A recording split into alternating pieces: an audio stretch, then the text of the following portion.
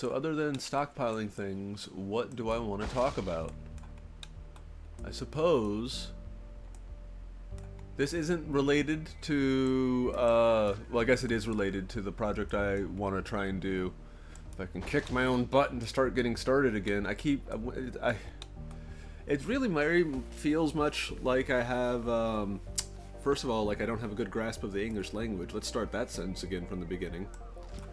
So, what I've noticed, at least for myself, I don't know if this is a manifestation of ADD or probably is, but might be something different, to be honest. Who knows? Someone does. I'm sure there's some psychologist who can explain it to me. But I definitely feel like, at least metaphorically speaking, I definitely have like a one-track mind, but multiple trains of thought. And like, I guess maybe that extends to only having like one station too. I don't know how far I want to take this metaphor, but it's definitely a situation where I have multiple things that I think can hold my attention, and then once I have it locked in place, it can go directly in that direction for a long time, steadily, you know, getting it complete. This is, yeah, I just realized I'm describing ADD. But yeah, all the trains kind of crash into each other sometimes, and then nothing gets done, and it's very frustrating.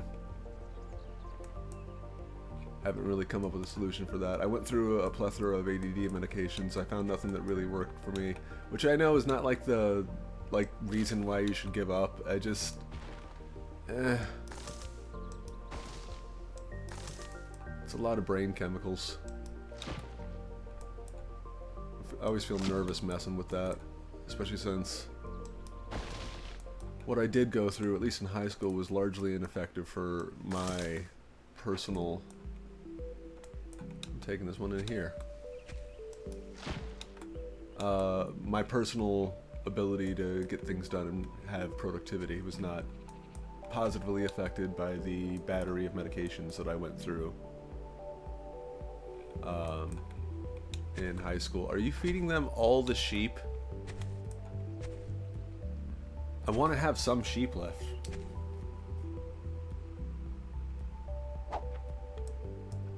I hope you're just taking food from the field. If you're doing that, that's totally fine. Oh, right, the project. So I'm trying to think of a Greek allegory.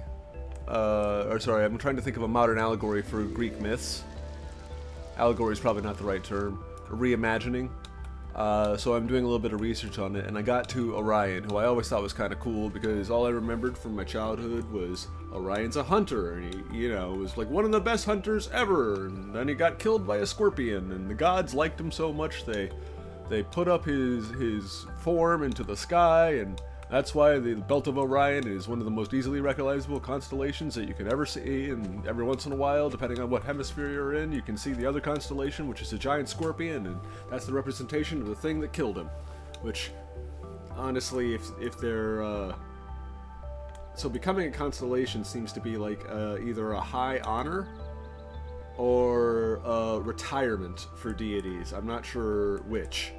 But regardless, Orion... I thought, like, okay, cool. He was just like a really good hunter and got overmatched one day by prey that he couldn't beat. It's a little bit more messed up than that, because of course it is. Because, of course, it can't have nice things. Everything's got to be awful. Right, so Orion. Son of Poseidon, which I didn't know. I didn't realize he was a demigod. Or he might have honestly been full, like... Well, I don't think full deity is the right term, but it seems like 3/4? How can I explain this? So, father was Poseidon, at least in the source that I was reading most recently. It didn't talk about his mother, but Poseidon had a few brides. Also, the sons of Poseidon don't really work out a lot, it seems. I don't mean in terms of strength. I'm sure they're actually, in fact, quite monstrous, it turns out, because... Poseidon is a big brother to Zeus, so his kids got a bit of a hardy stock. But the strength tends to come back and nip them in the buds a few times over. Oh, anyway, So, at least half god.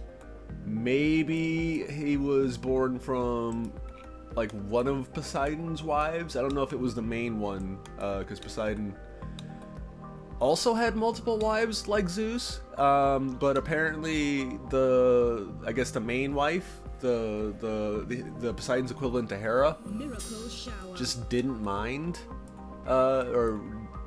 well, I guess didn't mind is quite not the right term. Hera really didn't like any of Zeus's romantic interests. Doesn't seem to be a lot of conflict in Poseidon's house, even though apparently he's also got a few ladies that he's taking care of. Anyway, so Orion goes out, one of the best hunters ever, partially demigod, kind of makes sense. So good a hunter was Orion that this king of this island in the Mediterranean, because, you know, a lot of islands in the Mediterranean. I don't think it was like Crete or one of the bigger ones that are used in later myths, but definitely definitely an island nation. Calls him and says, well, I guess sends a messenger. We're completely overrun by animals. Like, this entire island that I've settled is unsettled. There's lots of wildlife that is very hostile to humans here. We're not having a good time of it. Can you come and use your, you know, semi-divine hunting ability to come and wipe out all the hostile creatures on the island so we can settle it and everyone can live in happiness? And Orion's like, I mean, I could do that, but this is the Mediterranean. There's like tons of monsters and myths and beasts everywhere. Why should I come to your island in particular? And the king goes, you single? Because I got a daughter. And Orion goes like, well, I happen to be single. Let's check it out. So he goes to the island, and sure enough, there is a daughter, and she's cute. And they seem to, or he seems to think they get along. And like, I was like, all right, cool, this could work. Do a little bit of hunting, get a little bit of reputation, and maybe even get a nice domestic life out of the situation if everything works out. Let's give this a shot. So he goes out, hunts all the beasts on the island. It's now, perfectly fine to be domesticated by whoever, whatever mortal manpower wants to come that way and take care of it. Which is, exactly what the king was intending. But King decided to be stingy and didn't really want to, Miracle shower. give up his daughter as a business deal. I mean, fair enough, but can't really promise that to a demigod in ancient times that you're not going to follow through on the promise that you had. Especially when, that's the only reason he came out in the first place. Otherwise, he wouldn't be bothered to even come out to your little islands to help you with your problem. I mean, honestly, you could probably solve the problem if you threw enough normal mortal lives at it after a certain period of time. So, really, he's just saving you a lot of manpower in a very literal and somewhat morbid sense, but that is indeed what's happening. So he goes out and hunts everything, comes back and says, all right, job's done. Where's the lovely lady you promised me? And the king didn't want to give up his daughter, so he's like, I don't know. I can still hear wolves in the distance. I don't know. There's could be wild animals out there. Maybe you're not done. I don't think it's time for me to give my daughter up just quite yet. And Orion goes, this is BS. Like, I have scouted this entire island. I've been on it for months. I know exactly what I'm doing. This guy, no way he's hearing wolves at night. Every single wolf pelt is like in my cabin right now. He's crazy. He's trying to try and get one over on me. And that's basically what Orion says, is like, nuh-uh. I am one of the best hunters ever, barring the literal god of hunting herself. There's no way there are any hostile creatures left on this island. Hand over your daughter. And the king goes like, all right, we'll talk about this in the morning. I got some really premium ambrosia here. Let's have a little bit of drink. Let's have some food. I know how to treat my guests. I'm a king after all. Got all this stuff. We'll talk about it in the morning on whether or not I can hear wolves. I'll sleep on it. We'll see. I swore I heard them, but if you're saying we didn't, we can check. And Orion goes like, all right, fine, let's do it. And he goes to sleep in the palace that night, and the king slips into his bedroom and stabs him in the eyes. Literally just rips his eyes out and goes like, ha-ha, now try and get my daughter. You can't do crap as a hunter if you ain't got no eyes. Which is, you know, fair enough. And that definitely would be a situation if, because remember, I don't think the king wouldn't risk the wrath of the father, Poseidon. So I think he was kind of against outright cutting out the heart of the demigod, which I'm not saying it would kill it wouldn't kill a god, I don't think. I think Egyptian god got cut into a million pieces and reassembled. But demigod, maybe. But you don't want to kill a demigod because you're going to piss off his godfather. Which is hilarious, because I didn't plan to set up a godfather joke there, but I guess it just happened. Yeah, you don't want to piss off the godfather, so you can't kill the demigod's son. But King is like, alright, I'll just blind him. And he's not dead, so whatever god power that the father has is using to check in on his descendants probably won't trigger as, you know, a maximum transgression. He'll just think his hunter's son got injured in a scuffle with a beast, which, you know, that can happen, so he wouldn't, like, feel the need to step in and actually see what's going on.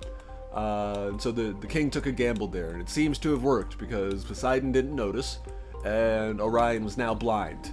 And he wandered around, because he knew that, like, if he came across the right god, he could definitely get his situation handled and healed, potentially back up to full strength. As the advantage of being the child of a literal deity, you kind of have OP please nerf healing powers, which, you know, nice, like I said, pretty much except for literally cutting out the heart. Not too often do you see the death of a demigod. I mean, there's like poison that can kill other gods is usually, or demigods, comes up every once in a while. Wow. You guys completed the sigil stone, I feel like, as I was talking about that. Great timing. Oh, right, Orion. So, ripped out his eyes on an island. No one's nearby. Blind, like in pain, betrayed, wandering around because obviously he can't stay in this area surrounded by enemies, so he left. Here's the fun part, at least in the source that I'm reading, he can walk on water. Apparently that is a trait of several demigods, so neat. Standard demigod proof. Can you walk on water? Or seems to be the surefire, quick way of demonstrating that you're a demigod is being able to walk on water, because that's what Orion did. He just sort of wandered around. This is actually a clever bit, I think, in the next part of the story. So he knows that I don't understand. It must be some sort of metaphor here. He knows that the light of the sun can potentially allow him to see again, because the sun brings light to darkness, I guess, and therefore has the power to heal his ripped out eyes. Which neat power for the sun to have for particular demigods. It doesn't seem to work for all of them, I don't think. Anywho, ripped out his eyes to realize he has to go find the sun, but not just like everyday sun. Apparently he has to go find it at its source where it's strongest, because remember, this is a geocentric interpretation of reality here. The Earth is at the center of the universe, and the sun rises and sets. So he's got to go find it just as it rises, so it has the full maximum power of the sun to heal his eyes, which kind of, as I'm saying it, makes it sound like he has to stare in the sun to heal his vision, which is definitely not how that works. Oh, right. I should probably check for fireflies. ADD. And multiple trains of thought, one-track mind. Everything crashes. Right, okay, so Orion goes to look, wandering across the ocean and the land, I guess, because to him they're kind of the same. Wonder if that's a blessing from his father, Poseidon. It might be exclusively his father, Poseidon, instead of all demigods. since like several other future gods, demigods, are probably going to be swimming at certain points. Oh, hey there. Sorry, you hear me wandering about. I'm talking about Orion, the Greek character who, since his father's Poseidon, I'm pretty sure Orion himself is actually a demigod, which anyway, I just did some research on it, or by that I mean I read a storybook, where I learned about Orion again, and it's different from what I remembered, so I'm just sort of recounting that story while I play in the background. Don't mind me. But if you didn't know, there was a certain point where he got blinded, like someone ripped out his eyes, and he's wandering around trying to look for the morning sun, literally the brightest sun in the world, to heal his eyes, apparently. Metaphorically, it makes sense, you know, bringing light to darkness and all that, but with a modern understanding of science, looking at the sun to heal your eyes just seems very ridiculous. Anyway, so he's got to find it. And this is something that I find rather clever, is he's blind and he's a demigod, but he doesn't know where the dawn is to try and figure out where he needs to be to get healed by, like, I guess Apollo, the morning sun, to figure out the situation there. But he, I guess because he's a demigod, can hear Hephaestus, the blacksmith god, just pounding away at his blacksmithery in Mount Olympus. So he uses that to sort of echolocate himself, find Mount Olympus, climb, maybe not all the way up, because I always kind of imagined, because a lot of the other gods didn't really respect Hephaestus all that much. So Orion's wandering around, finds Mount Olympus, wanders up, finds Hephaestus, and goes like, yo, so uncle. Because again, his father's Poseidon, which means Hephaestus would be his uncle. Wait, no, cousin. Because Hephaestus, the blacksmith god, is Zeus' kid, and Orion is Poseidon's kid, so they're cousins. So he's blind, goes to him, he's like, yo, cousin, this guy, this king, this dick king, kind of reneged on this deal that we had for me to marry his daughter and cut out my frickin' eyes. Can you help me out? Like, I already have a game plan here. I can go to the morning sun, and that will heal my eyes, because that's, you know, how it works for demigods, I guess. But so, you know, I'm kind of blind here, and literally I need a little bit of help. Can you give a cousin a hand here? And Hephaestus is relatively nice compared to all the other gods in the pantheon, so he actually goes like, oh, Orion, I'm really sorry this happened to you, it sucks. Obviously I'm very busy making Zeus's, our uncle's, well, I guess your uncle, my dad's. I'm making my dad's lightning bolts here, and he'll be really ticked off if I walk away from the forge to go and do something else. But tell you what, one of my assistants is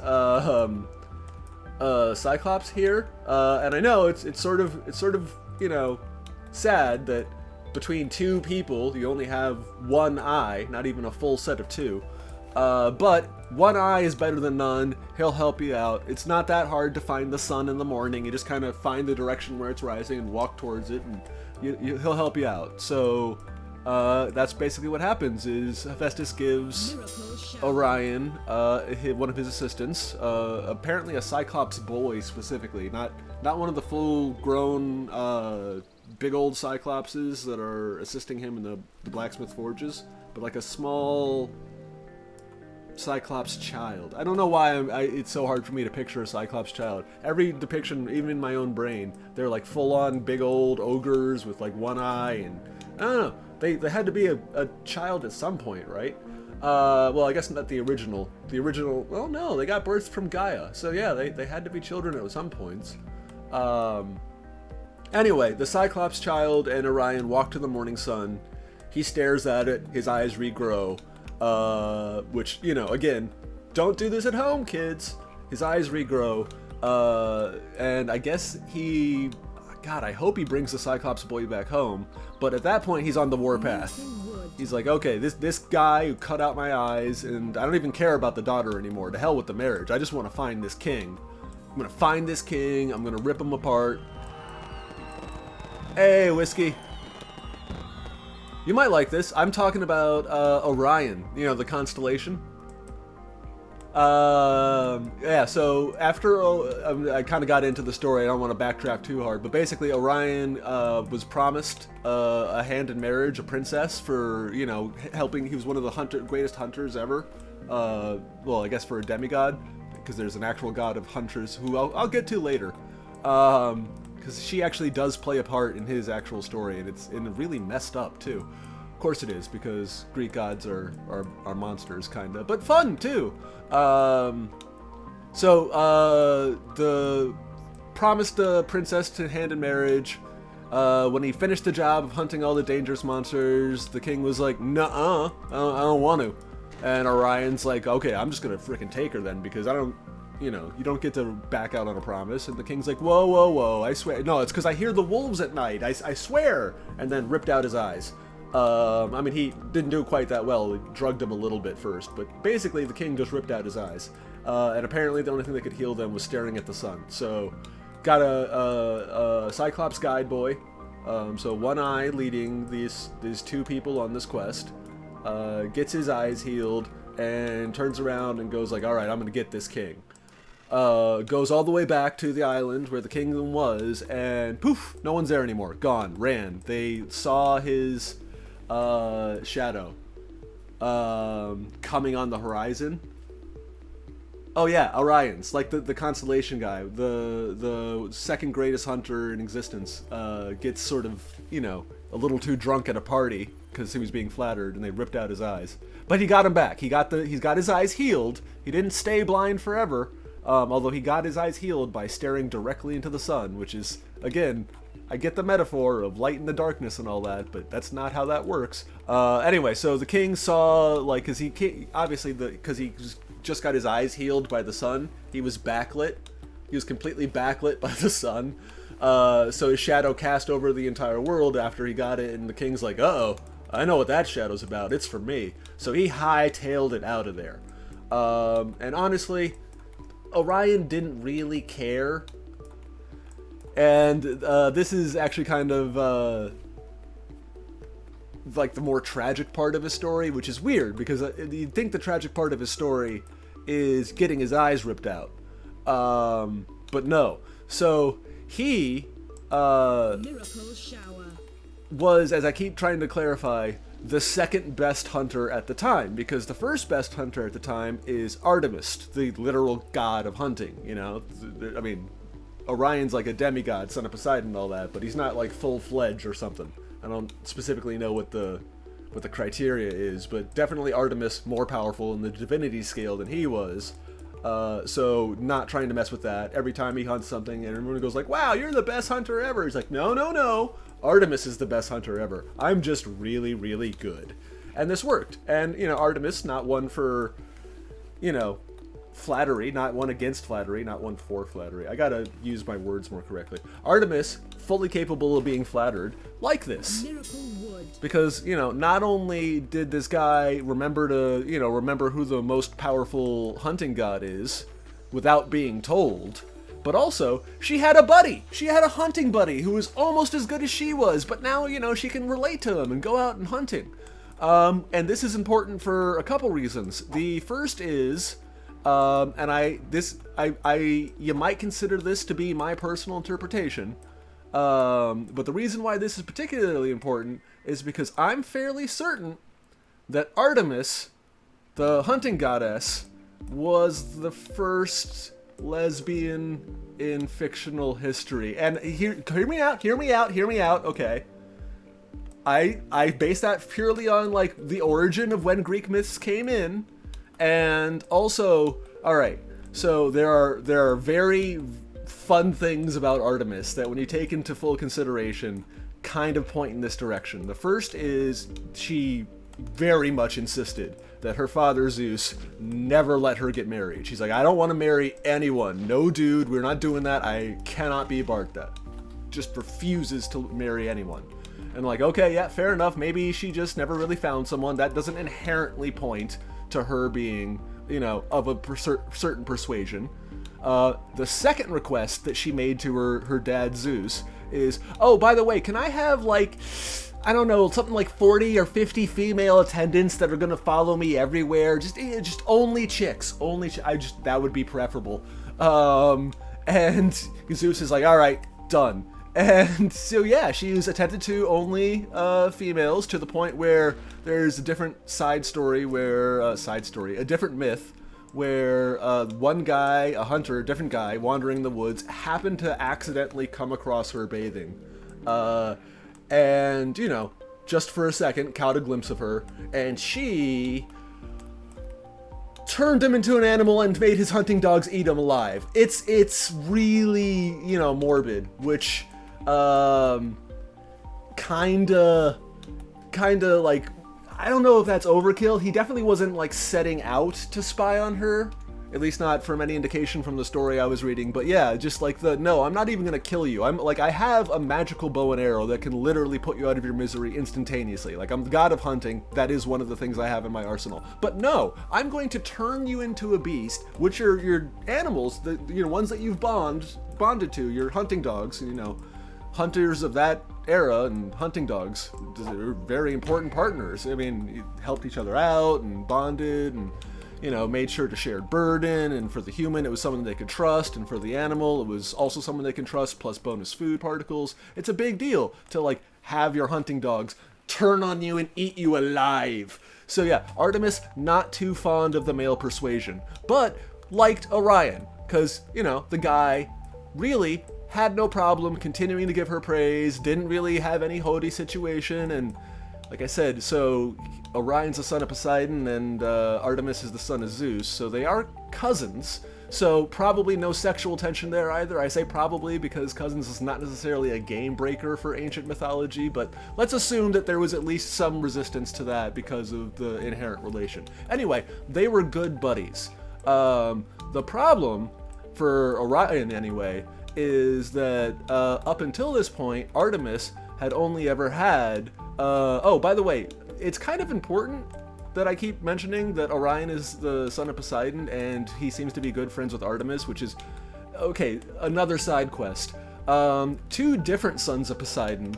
God, they're twins. I can't remember their names right now. But two different sons of Poseidons were basically giants. And Gaia was really hopeful that they might break into Tartarus and free her Titan offspring that Zeus had imprisoned there at the end of the Titan Wars. Because, you know, Titans, you know, did some naughties, but they were all her kids, and she didn't like seeing her kids in prison. So when Poseidon's kids, these two giants, started, you know, getting big enough to the point where they could probably challenge the authority of the gods, it was something that Gaia was like, ooh, I'm gonna start whispering into their ears about how they should, you know, overthrow Zeus and maybe let the people out of prison that are my kids. I'm not even necessarily saying full-on genocide of the other generation. I've had enough of that. But just a little bit of a change in regime, shall we say. And it kind of worked. And these two... remember how I said Artemis never married? This is why I thought about this too. These two giants ripped up a whole bunch of mountains, piled them up next to Mount Olympus, and said, yo, Zeus, we got a Mount Olympus too. You wanna see who's the better one of us? What you gonna do about it? And Zeus threw a lightning bolt at them, because that's exactly what he does. And apparently due to, I guess, sort of mystic bull crappery, those giants in particular happened to be immune to the thunderbolts, so didn't do jack crap. Now, not to say that that would be the be-all end-all of the fight between the gods and the giants, but Ares went out and got his butt kicked. He actually got thrown into a jar, which I think is hilarious. Went out and got his butt kicked. So a lot of morale's pretty low. Like, if all the gods sort of gotten together and rallied forth, sallied forth. Is that what I tried to say? Rallied together and, you know, unified, they'd probably be able to mess with the two giants to the point where they weren't an issue, but looking at the facts here, they're Poseidon's kids. Ares just got his butt kicked, and the lightning bolts of Zeus, which are typically the most powerful weapon in mythology in the area, didn't do crap to them. So morale's pretty low for the Pantheon at this point. Anyway, and conversely, the morale for the two giant brothers really, really high. So what they were talking about is like, yo, Zeus, why don't you hand your wife and hot daughter over to us? We'll treat them real nice. Which in this case would be Hera and Artemis, the hunting goddess, who, again, really doesn't like men.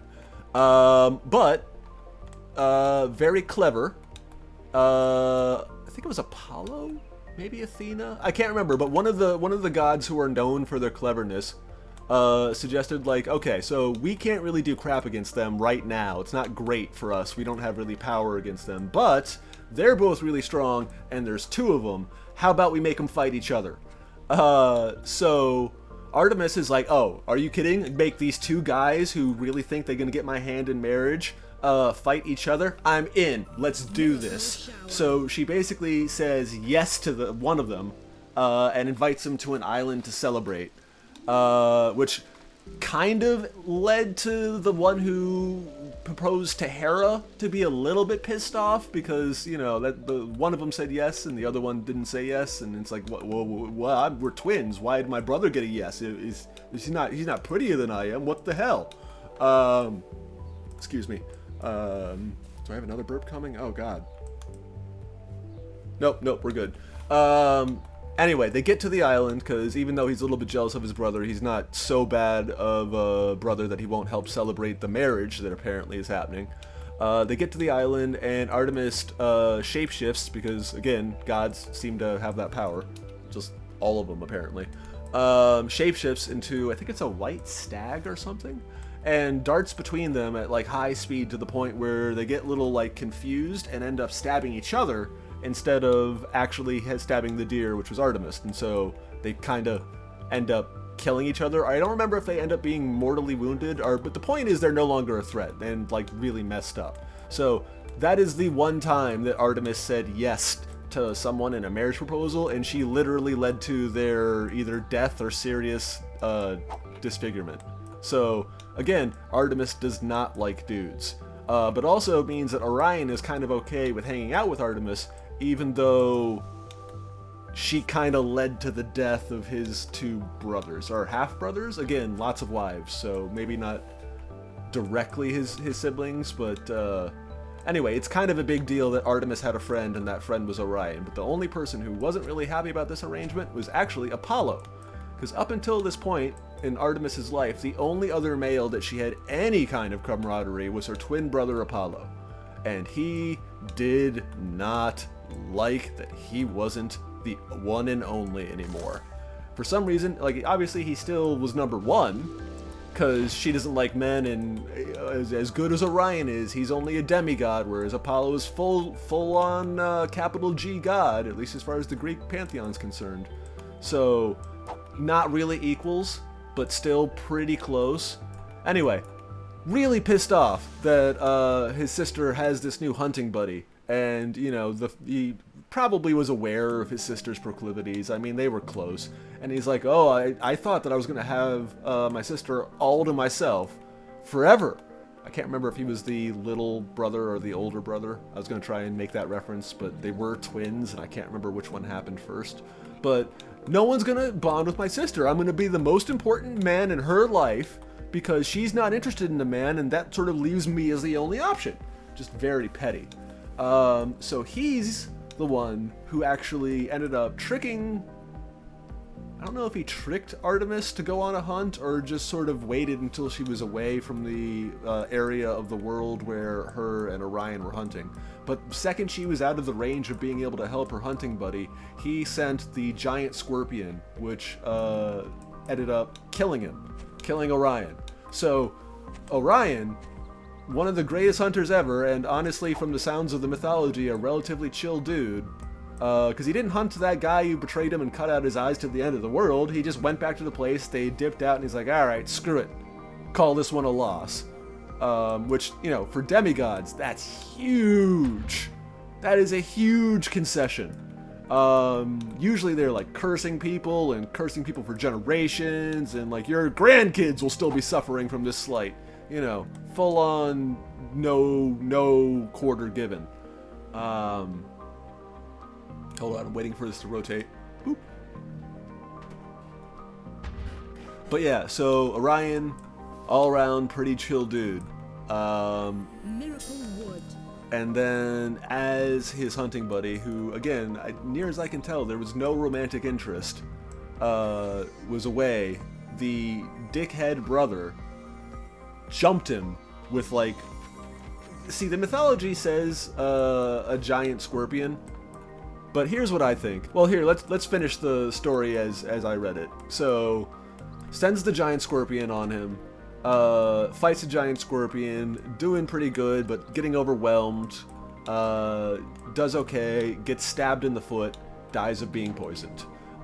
Incidentally, like Achilles, it seems getting stabbed in the foot is a really good way to kill a Greek hero. Seems to be a good weakness for a couple of them. Anyway, Orion dies, Artemis comes home, finds her hunting buddy dead, sees, like, the scorpion, has a pretty good idea her twin brother is responsible, and is pissed. For about 5 minutes. And then Apollo offers to help her put Orion into the sky as a constellation. And she, like, forgives him. Which, again, whoa, Orion.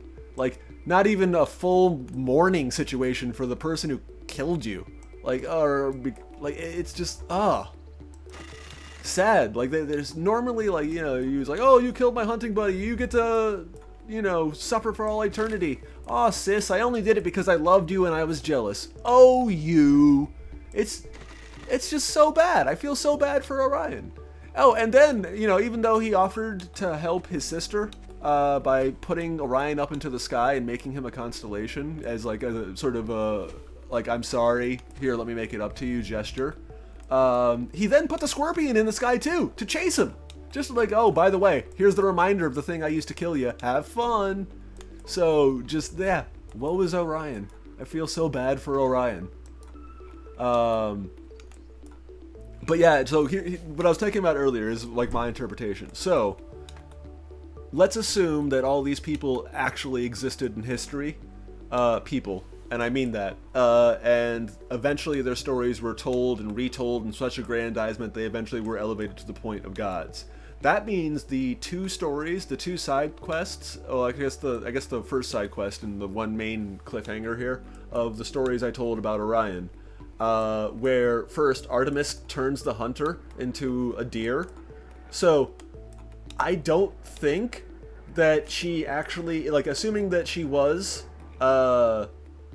straight up a human and not a real god with the shape-changing ability to change a mortal into whatever shape she desired, I think that means that her and her attendants found that hunter, captured him, found a deer, skinned the deer, took the deer skin, wrapped the hunter in the deer skin, and kicked him to the forest, and then set his dogs on him. And his dogs, overwhelmed by the smell of blood and the sort of visual acuity of hunting deer up until that point, sees their owner and then starts attacking him. That's brutal. That's so brutal. Oh my goodness. Holy crap. Artemis is a monster. I mean, the guy saw her naked, and, like, I get it. I get it. I do. Bit of an overreaction, in my opinion. In my humble, not, you know, 7,000 years ago, 4,000 years ago. I forget when the age of mythology is supposed to be. Miracle Wood. But yeah, it's just brutal. But then also, here's what I kind of think happened. I think that to kill Orion, they dumped a whole bunch of little, because, like, the weird detail of the giant scorpion and him getting stabbed in the foot seems to be consistent across multiple, like, myth sources. And the impression that I get from that is someone, Apollo, and probably took, like, a whole bunch of scorpions, dumped them on the ground, and they charged him.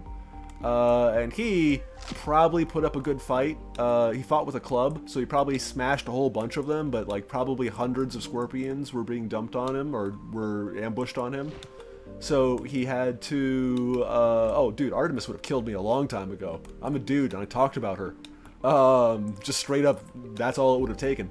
But hey, no judgment on her sexual preference. Even back then, I think it's very progressive that the rest of the Pantheon was totally okay with Artemis doing her own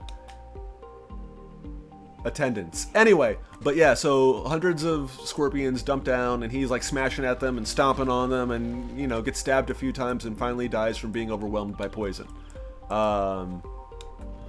Which, fair enough. Oh, creature, I hadn't even actually ever sent you to the Greek village yet. That was purely from the Sigil Stone, which I honestly kind of forgot about. But yeah, anyway, I think it's a whole bunch of little scorpions, and, you know, not wanting to talk about this great hunting demigod hero. Sorry, I'm not forgetting what I wanted to say. I'm just trying to stretch faith here. But yeah, they don't want to like portray this sort of Greek hero, this demigod of a man, this great mythical hunter, as being killed by a tiny little bug. So instead of a whole bunch of, you know, tiny scorpions, it sort of just became one giant scorpion in the myth. So there's that. So between the guy being turned into a stag and Orion being killed by scorpions, I think there's obviously like a little bit embellishment if it's a variation of real life. But of course, like, it's still fascinating. But yeah, I do find it... Oh, and what's another thing? Artemis is apparently the goddess of virginity, which I think is great. Because again, she ain't never getting penetrated by no man, tell you that much. But yeah, that's more or less the mythos of Orion, and I feel for the dude. Like, he was good at the thing. He's like a simple hero. He didn't need to like trace titles and glory like Hercules. He didn't need to be like a war hero like Achilles. He was just a hunter.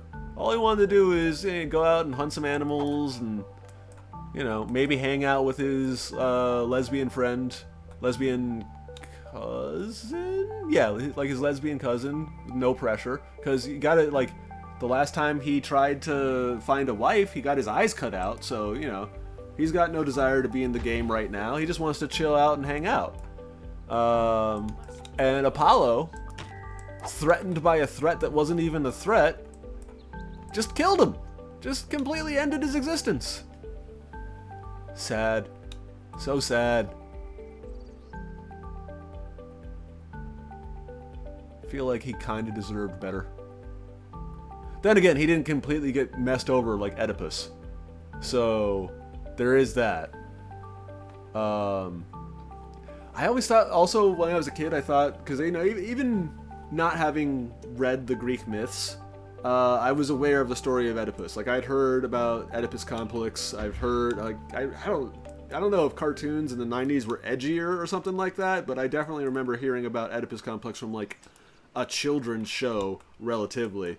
And I remember asking about it and getting explained, like, okay, so some people have interesting attractions that people find weird, and some of them are okay, and some of them are bad, and this is one of the ones where... Actually, no, I think my dad just focused on the murdering your dad bit, rather than the whole trying to... He's like, oh yeah, you got a prophecy where he was gonna kill his parents and mess up his mom, and he tried to fight against it, and it kind of backfired on him. It's like, okay, cool, I get that story. And at the end of it, when he figured out what he did, he felt so bad about it, he ripped out his own eyes, which, again, seems to be a theme in these Greek myths, now that I'm realizing it. And I'm like, okay, cool, that sucks, and that's the end of his story. No, he doesn't die. He goes off to have kids, and his kids also end up having Greek tragedies happen to them. It's a lot. Just heal. Free heal. I could probably do a rant about Oedipus as well, but it hasn't been quite as recent, so I kind of want to refresh myself on story of Oedipus before I start talking about how messed up his story was. But these Greek tragedies, man, they do not pull punches. There's also the story of Cassandra. I don't know if you're familiar with that one, but Cassandra was a person who could see the future. Miracle shower.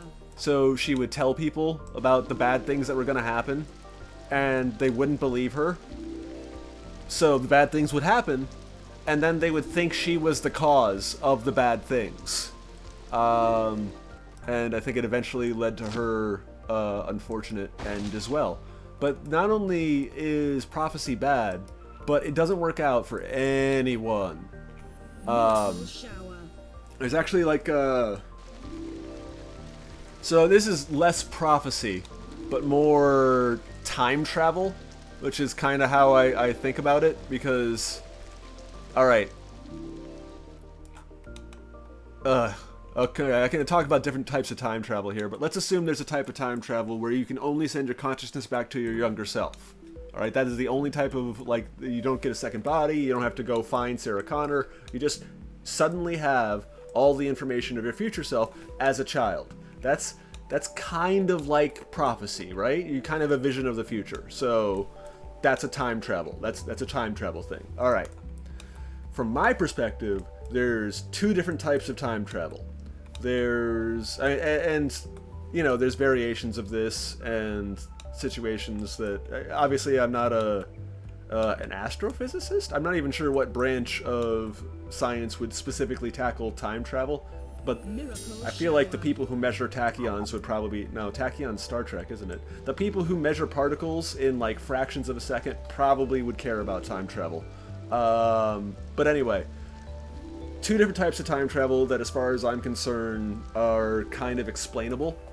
And I think the the way that I think about it is through fiction examples, and I think the best fiction examples is the two Terminator movies, because there are two different types of time travel taking place.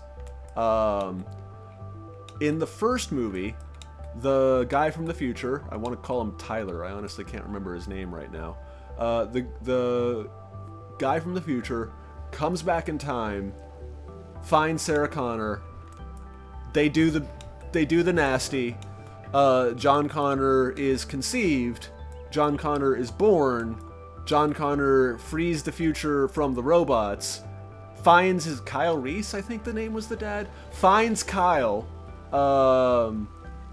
goes, holy crap, you're probably my dad, realizes the whole time travel shenanigans, and then sends his dad back in time specifically so he can be born, and with the message from himself to give to his mom. If his dad didn't go back in time, John Connor wouldn't exist. So it's almost like a universal constant that when he found Kyle Reese, that's the moment when John Connor realized that he had to send his dad back in time or he wouldn't exist. But I guess my point is, at the beginning, the second the time travel machine was used, it fixed that time loop in place. So he had to go back in time, he had to save Sarah Connor, he had to do the business, and they had to give birth to John Connor. All of that had to happen, so the future happened, where John Connor overthrew the machines, and that includes the machines building the time travel machine. It's closed loop. It's like, everything is predestined, there is no derivation, no one had any choice, until basically you could argue that no one had any free will until the second that Kyle Reese was sent back in time. Because once that happened in the future, that was the end of the time loop. That was the end of that particular time loop. That was fixed in place. And from that point, you could argue that John Connor had free will and could do future things. But Terminator 2 has an entirely different form of time travel. Terminator comes back, they almost kill the kid, second Terminator comes back, saves the kid, and then they go free Sarah Connor from the insane asylum. Oh, by the way, spoilers if you haven't seen Terminator. I'm assuming you've seen Terminator 2 at this point. If you haven't, see it even though I'm spoiling it, because it's freaking amazing. But anyway, they free Sarah Connor. The Terminator explains what the future is going to be like, very much like the prophecy thing in the first one, and Sarah Connor decides to change it, and she does. She successfully finds Miles Dyson, and although she doesn't kill him, events lead to his death before the discovery that he was predestined to make happens. So, in that timeline, it was possible for the future to change. They changed it. So that's open loop time travel. That is, you're not necessarily going back in time to your same closed loop time travel, closed loop, not time travel. Let me start again. You're not necessarily going back to the same closed loop of time travel from your original dimension in Terminator 2. You're going essentially to a parallel dimension at an earlier point in the time stream. And interestingly enough, this is the type of time travel that's used in Back to the Future, because Marty goes to the past, changes things, comes to the future, and his entire family's in a way better situation. Except for the fact that they seem to have hired the person who tried to sexually assault his mom as an assistant. I don't know if that's a different time, where it was like, because Bud definitely tried on prom night to assault the mom, Marty McFly's mom. And then when he goes back to the future and everything's better and his dad's a successful business person and his mom's not an alcoholic and all the other things, the villain character works for the dad. I don't know. Even if it was like a haha, my life's better than yours, and you know, you work for me now, I wouldn't hire the guy who tried to basically force themselves on my wife. Sorry, that was a little tangent there about the first Back to the Future movie that was unrelated to time travel, I guess. But yeah, so Back to the Future uses the second type of time travel. A movie that gets really, really annoying, at least in terms of time travel and being able to explain it as closed loop or open loop time travel, is, of course, the movie Looper. Because there's a weird little feature where in that movie, people carve things into their skin and scars appear on their future self, which would suggest closed loop time travel, except for the fact that the scars weren't present before the the person in the past decided to cut into their arm. I know, graphic imagery there, but it's important because it suggests that you can directly affect your future self in the present while your future self is in the present. And that was annoying to me. That was so annoying to me. It broke so many time travel rules. And there was one day where I'm talking to one of my good friends' little brother, who is, you know, also one of my good friends. Hey, if you're out there, oh crap, I don't want to drop his name. But yeah, I'm not saying that he wasn't also my friend. I'm just saying I was friends with his older brother first. Anyway, we're talking about it, and I'm explaining this exact frustration that I'm having with the whole being able to alter the present, future, present situation that, you know, seems to be happening in the movie Looper. And then while I'm doing that, explaining it with my Terminator 1 and 2 reference, I realize that it is closed loop time travel. The problem is, the person who starts the loop isn't either Gordon Levitt or Bruce Willis. They're essentially side characters to the person who starts the closed loop time travel, and I don't even think we see the end of the loop. But essentially, the main protagonist should be not Bruce Willis or Joseph Gordon-Levitt, but the first guy sent back in time by the mob to make sure that the things happen as they're supposed to. They talk about him for a few seconds. It's the guy who... there we go. The guy who... I forget the name of the actual loopers, their job. The cleaners, maybe? The guy who's like the person who sends them on their assignments to make sure that everything happens. He's the first time traveler. So he's the one who is changing the future. Let me rephrase that. Not changing the future. He's the first person for whom, like, the clock starts on that loop of iteration of reality. And until essentially the point in the future where he's sent back in time, everything in that time loop is not set in stone yet, because it is arguably the first iteration of time travel. So that's why all the shenaniganery with the scars appear and disappearing makes sense, because that loop of time travel, even though we're looking at it from Bruce Willis's and Joseph Gordon-Levitt's perspective, isn't the main loop of time travel that's important. It's just one of the several. It's certainly probably most chaotic, but it is not the progenitor, shall we say, of all the points of time travel in the movie. So basically, until that one guy gets sent back, the first guy, or I guess he's... Yeah, so the guy, he was sent back the farthest, but he was not the first one sent back in time, because they're sending several people back in time to kill them now. So until that one guy gets sent back in time the farthest to the beginning of the timeline, everything that happens in that time loop is changeable. And I'm sitting there realizing this out loud to my buddy's little brother, and I'm thinking, crap, because this entire complaint that I've had about this movie that I just spent the past 15 minutes tirading about it does make sense, even with the rules that I thought about, with the closed loop and open loop time travel. It's just we're not looking at it from the perspective that I thought we were. Dang it. But yeah, no, so time travel. It's either open loop or closed loop, and the weird part about closed loop time travel, where everything's set in stone and has to happen a certain way, and there's really no changing it, and it's predestination, tends to suck for everyone that's aware that it's going on, because it immediately invalidates their free will. Whether they're got like fine details, like someone who knows everything, like Cassandra, or someone who only knows loose details, like Oedipus, which, you know, he tries to avoid and it ends up kicking him in the butt. It doesn't matter, because both of them apparently were caught in closed loop time travel. They couldn't do anything to change it. There was no free will. So yeah, that's like I said, it's easier for me to think about it in terms of time travel rather than prophecy, because let's think. All right, so open loop time travel, but with someone with prophetic powers. It's an interesting manga, which is a weird, I don't know if you're into manga, and if you're not, this might fly over your head, but it's called World Trigger. There's a character in that who has the power of essentially prophecy, and at one point someone asks him about it, seeing to the future. And I should clarify that this is open loop time travel, so it's not like one predestined future. He actually can do things to alter things. He can change things in the future, which is a very powerful ability. But when someone asks him, like, well, why don't you just do this all the time? And he goes like, well, the way I see it, like the way I'm seeing the future, isn't cut and dry as what you're imagining it. It's a bit like I can see hundreds and hundreds and hundreds and hundreds of tracks all laid on top of each other.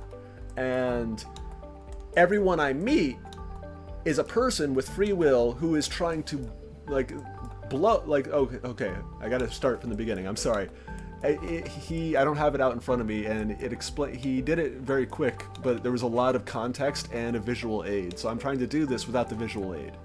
Alright, so there are hundreds and hundreds of tracks all laid on top of each other, and the present, the reality that we're in, is a marble rolling along these tracks, but it's only actually rolling along one of them, but he can see well, not all, but he can see many, many possible tracks in the future, including, you know, the one that might happen, but he's not like a full-on prophet, so he can only see part of it.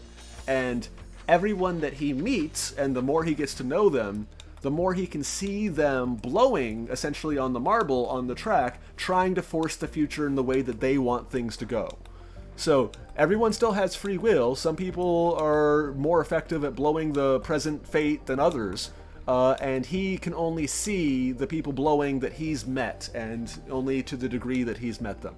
So it was just a sort of interesting way of seeing the future, but also not seeing the quote-unquote one future, the one and only future. So that was sort of an interesting, like, because most prophets, as I said, they tend to be in closed loop time travel where there's no choice or decision, they're just stuck. But that seemed to be a version of a prophet where he is very aware of what's happening, and is doing his best to actually influence the possible futures. It's just he is not the only person essentially blowing on that marble on that track. There are everyone is blowing on that marble in every direction. So he can only see the ones that, you know, he can encounter personally.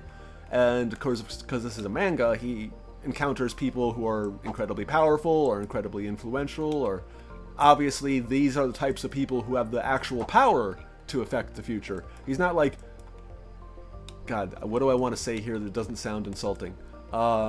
It's not like someone who has not an inconsequential job, but a job perhaps where the number of lives that they can positively or negatively affect is far more constrained than others. There. It was a really hard way of phrasing it, because what you don't want to say is that some people matter more than others or have more influence over the future than others, because that's a real messed up thing to say, and frankly, it's not something I even think is true. I think every one person has just as much power to change the future of everything as any other one person. It's sort of just a question of means and opportunity and ability, all crammed together simultaneously in a sort of, let's say, flukish, but also somewhat skilled, because you need to be able to take the opportunities that come your way. It's not as simple as he had the opportunity just laid out in front of him.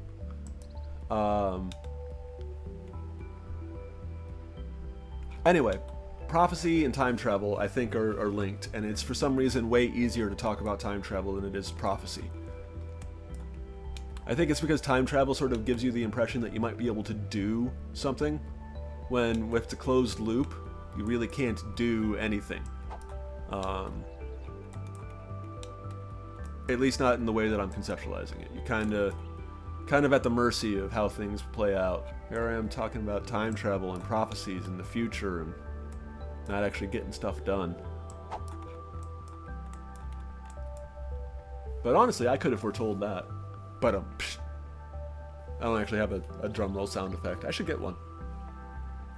Oh my god, I'm actually really glad that I happen to be... I don't always record, because I usually am sort of limited with the memory that I have on my computer. I'm really glad I managed to record my entire time travel rant, because now it can live in posterity, and I can edit it down and put it in my YouTube channel and pretend I'm clever.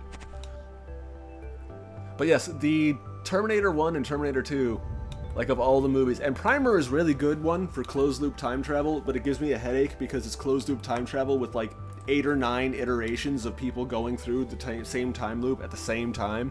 Oh my god, it gives me a headache. But, you know, Terminator 1 and Terminator 2, I saw those when I was a kid and loved them. You don't need to have like a sophisticated understanding to be able to appreciate both of those movies. But they both are really good examples of 2 different types of time travel. And then Looper, oh my god, even though I got that's another thing I'm glad I got on recording, is my opinion on Looper there and how frustrating it was to, again, I'm in the middle of a tangent complaining about to my friend's little brother, and it suddenly hits me that everything I'm complaining about is completely wrong. And I'm like, damn it, I'm the silly one. Oh boy, alright, well, I think I'm going to call it for the evening. Went a little longer, but I don't mind. Well, my stomach minds, I'm hungry as crap, but... Thank you so very much for joining me. I do appreciate it, and I hope to see you next time, or if I somehow don't make it for Wednesday or Friday, I hope to see you next week. And yep, that's all I got. Thank you so much for joining me. Hope you have a good week. Bye!